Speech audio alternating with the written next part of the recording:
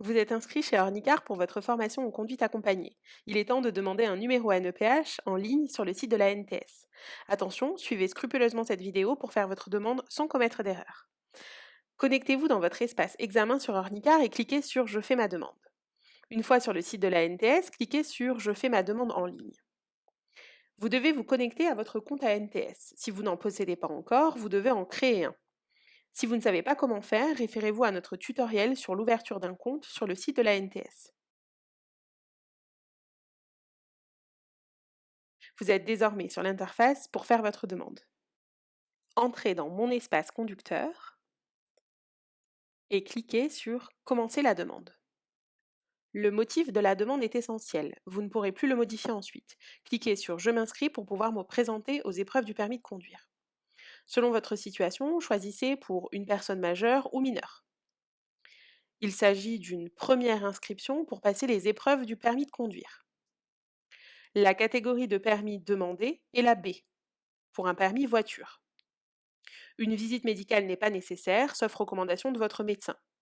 Et la formation FIMO ne vous concerne pas, répondez non. Il s'agit d'un premier permis de conduire, sauf si vous possédez déjà une autre catégorie, permis moto ou BSR par exemple.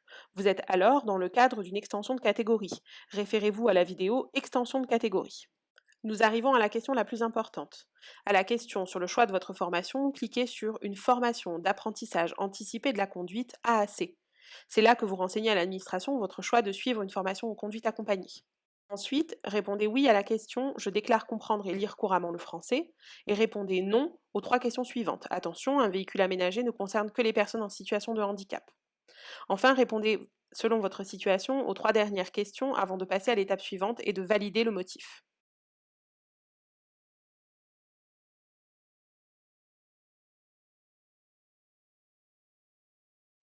L'étape 2 concerne votre état civil.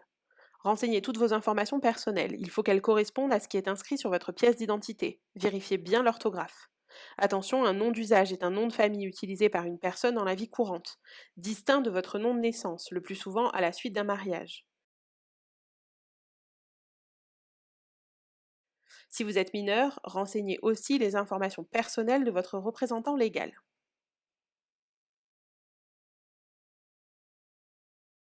L'étape 3 concerne votre adresse et celle de votre représentant légal, ainsi que vos coordonnées de contact. Attention, l'adresse indiquée doit être identique au justificatif de domicile que vous fournirez à la fin de la demande.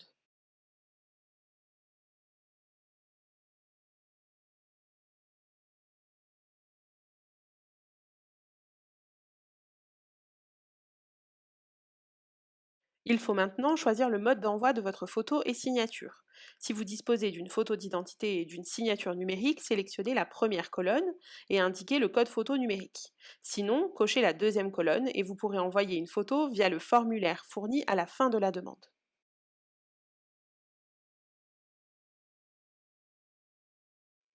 Nous arrivons à la dernière étape. Il faut maintenant joindre vos pièces justificatives que vous aurez préalablement pris en photo ou scannées. Vous devez fournir une pièce d'identité recto verso et un justificatif de domicile de moins de 6 mois. Si vous avez entre 15 et 17 ans au moment de la demande, vous n'avez pas besoin de joindre la JDC à votre demande. Si vous avez entre 17 et 25 ans, en revanche, vous devez impérativement joindre votre attestation de participation à la journée défense et citoyenneté. Pensez aussi à joindre la pièce d'identité de votre représentant légal et votre attestation d'hébergement. Une fois tous les documents ajoutés, cliquez sur Étape suivante. Vous pouvez désormais vérifier l'intégralité des informations saisies. Prenez le temps de bien relire, votre demande ne pourra plus être modifiée. Vérifiez bien que vous avez choisi de suivre une formation d'apprentissage anticipé de la conduite AAC. Vous devez maintenant attester de l'exactitude de vos informations et enfin valider votre demande.